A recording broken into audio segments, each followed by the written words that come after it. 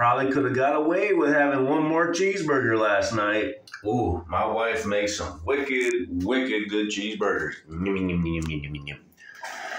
Oh, it is freaking cold outside. The good news is when you spend a lot of time outside when it's 32 degrees, this shower feels warm. Even though it's probably 45 degrees. 45 degrees is definitely warmer than 33. Ugh. I wonder if we're going to have a lot of snow this year here in Wisconsin. So here I am in the gratitude shower today. Part of my routine, my morning routine is growing. That's for sure. Because I got all these things that I do. And what am I grateful for today? Well, I'm grateful for my morning routine. I get up. I make the bed. That's the first thing I do. Unless my wife is in it. You know, there's this random off chance that Gabriel sleeps through the night and my wife is actually sleeping in the bed when the alarm gets up that dirt early. But sadly, more often than not, my wife's already up taking care of the Gabino because he goes to bed very early. He's a very... what's the word I'm looking for? He's an early to bed, early to rise guy to be wealthy and healthy and wise. So Gabriel lives by that philosophy just like his dad does. So my morning routine consists of getting up, consists of making the bed, and then there's physical fitness. It's always involved with the morning routine. I really am big on swimming these days. I used to run 6 miles.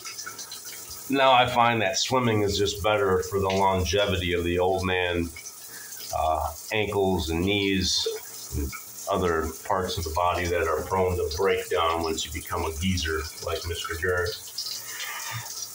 I do my languages, so I'm a slave to the green owl, so I gotta do that today.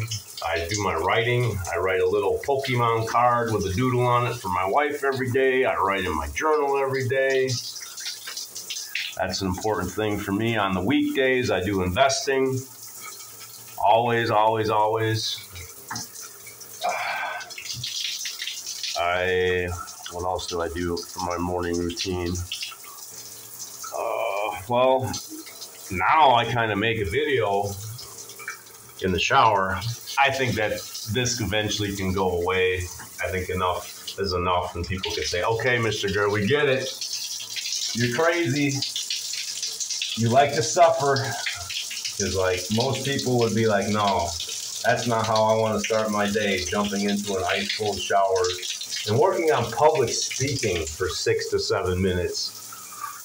In case you haven't noticed, there's no teleprompter machine anywhere in this bathroom. There's 3 spiders, Regis, Charlotte, and Wilbur, and they're probably calling around going, why is this guy working on public speaking in an ice cold shower? Well,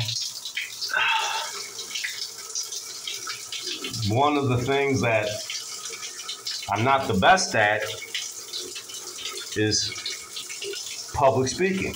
Like there are people out there in the world like Jordan Peterson that are just amazing public speakers, just amazing. The only way you get better at something is by practicing. So yeah, public speaking is one of the things that I practice in the shower.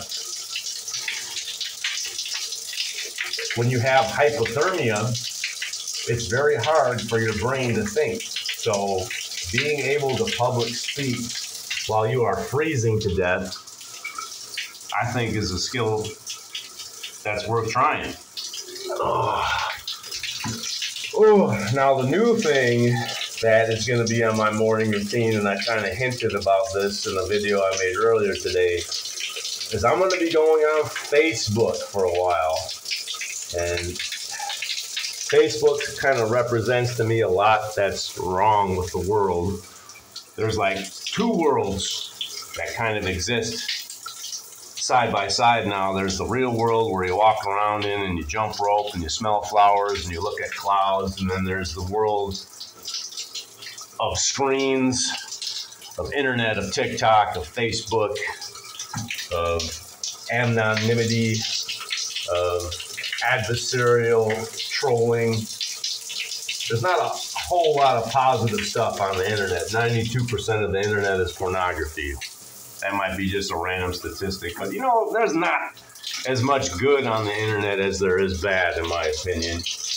I'd really like to change that.